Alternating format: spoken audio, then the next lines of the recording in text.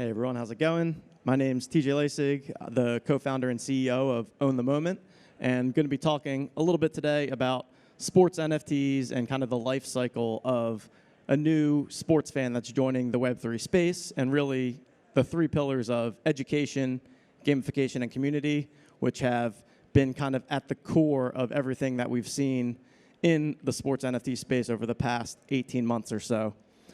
But before that, I want to take even a little bit of a step back and just think about kind of the inherent sports fan experience forever, and that is the fact that collectibles, gamification, and community have been an historical part of being a sports fan even before Web3, right? In the physical collectible space, you've got sports cards, game-worn jerseys, signed memorabilia. These are things that people have been collecting and valuing and using to show their sports fandom for decades.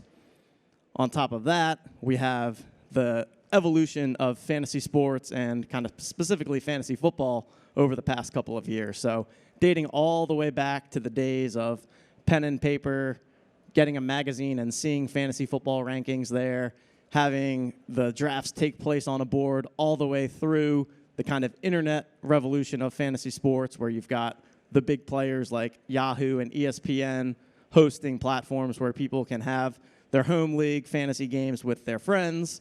And then you have the daily fantasy sports boom that has really been key over the last decade. Big companies like DraftKings and FanDuel getting into that space, and then also some newer companies such as Underdog Fantasy and Sleeper. And again, really leaning into that fact of gamification within sports.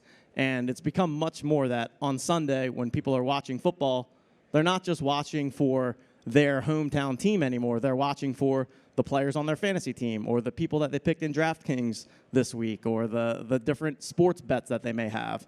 And really just acknowledging that that is an inherent part of being a sports fan. And then that last element of community. I mean, at its core, sports is really all about community and enjoying the events with people that are like-minded with you, with people that are fans of the same team, whether it's hanging out with your buddies at the bar, going to a tailgate, going to a victory parade. Community, to me, is really inherent in how people approach sports, and specifically sports fandom.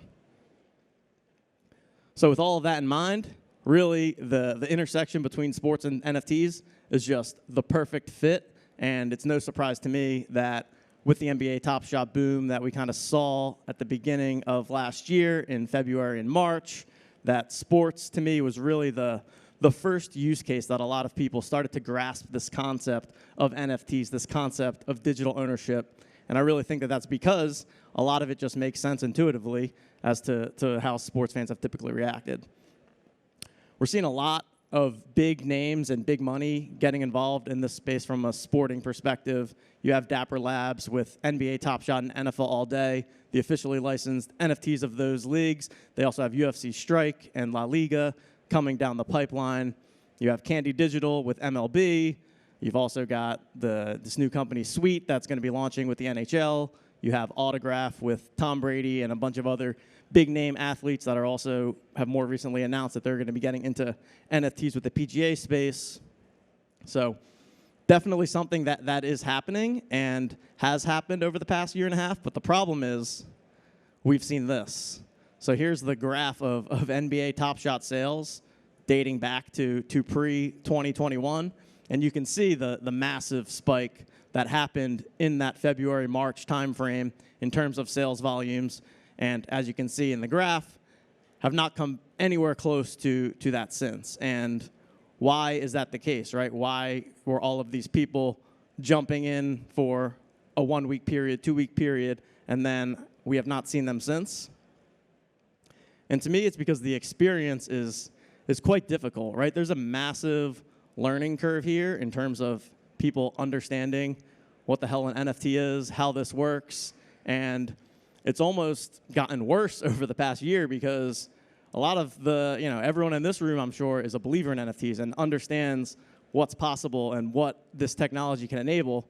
But for a lot of the mainstream people, that's just not how they view it. They view it as, as we just saw in the last presentation, a scam or a risk, and they're afraid to put their money into play. And so for this reason, I think education is absolutely critical as we move from this first kind of bull market into bear market that we've seen in the space and moving through to truly onboarding the masses.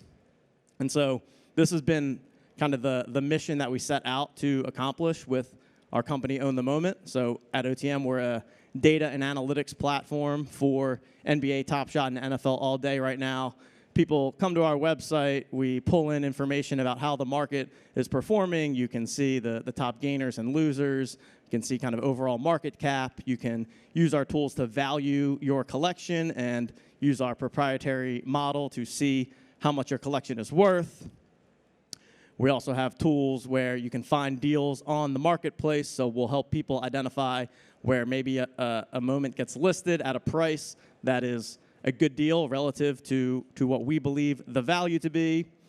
And then we also have this concept of on-court or on-field performance being tied to NFTs. And we're about to get more into the gamification element, but with these things called challenges that Top Shot and All Day have introduced, we are seeing people's collections in Top Shot, in All Day, become relevant to what's actually happening on the field and on the court.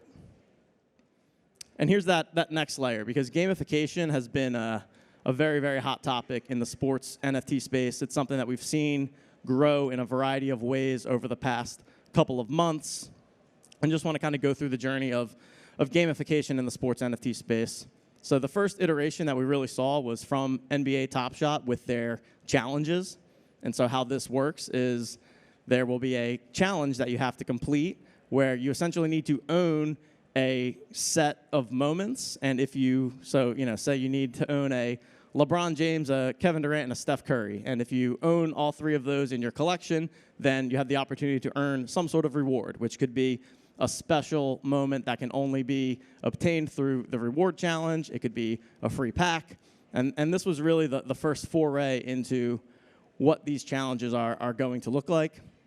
And then the next level of that became, again, based on field and on-court performance. So they have these things called flash challenges where going into a Wednesday night in the NBA, you could say, hey, you're going to need the player that has the most rebounds, the player that has the most three-pointers, and the player that has the most assists tonight, which then, again, creates that gamification where before the games, you're able to evaluate the challenge, look at the players and teams that are playing that night, understand who is maybe going to have the best chance of getting into the challenge based on those requirements. And we've seen that be a really fun way for people to participate in these products. We've also seen an evolution in the fantasy sports space. So last year, we launched our product at Own the Moment called the Owners Club, which was the first Web3 fantasy football game where you buy packs of NFTs, and then once you own those NFTs, you can use them to compete in free-to-enter contests and win real money, and then also participate in the marketplace buying and selling these NFTs. So we ran a full season of contests with this last year, gave out nearly $1.5 million in prizes, and it was really a fun experience for the community and kind of takes that original fantasy football vibe of a 10, 12-person home league with your friends and scaling that across this digital community where people are making trades of the cards that they own. They're talking in Discord as they sweat their lineups on Sunday, and really just see the next evolution. And there's a couple other companies and products that are in this space as well. So definitely something that's booming.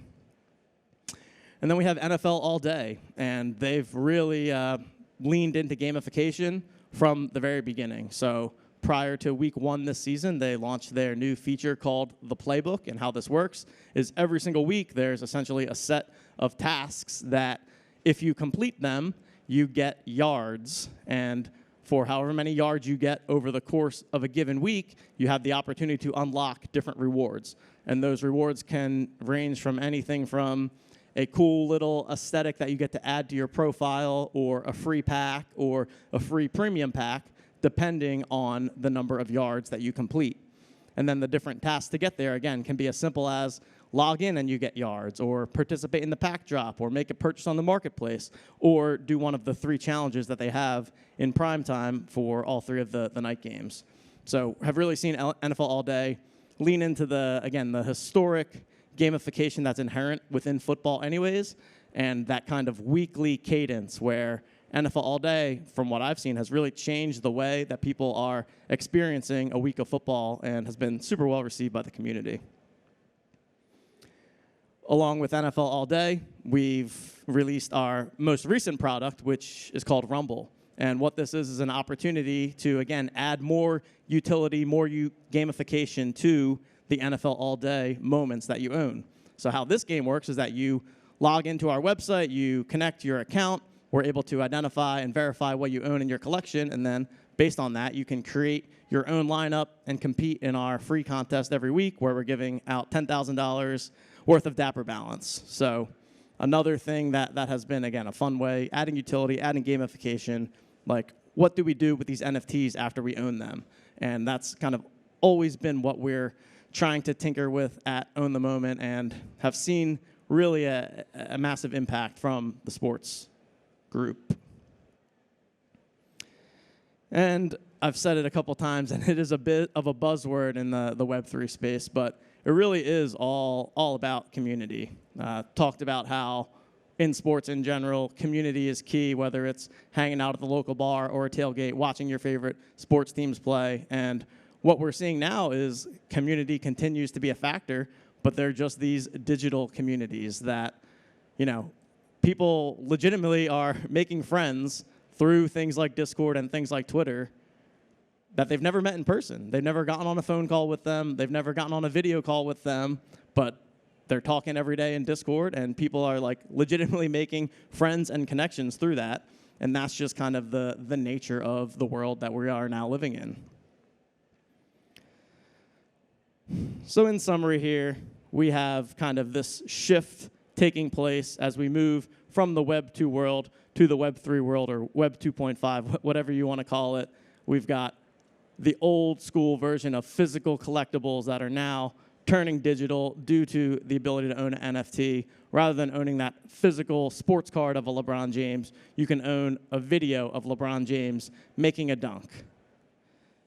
Similarly with fantasy football, we're moving from the old days of pen and paper, drafting with your friends, through the daily fantasy sports and sports betting, all the way coming kind of full circle to this combination of new technology and community, creating a new way to play fantasy sports where you're not only creating lineups, but buying and selling in the marketplace and really getting to own the NFTs that you're using in your lineups.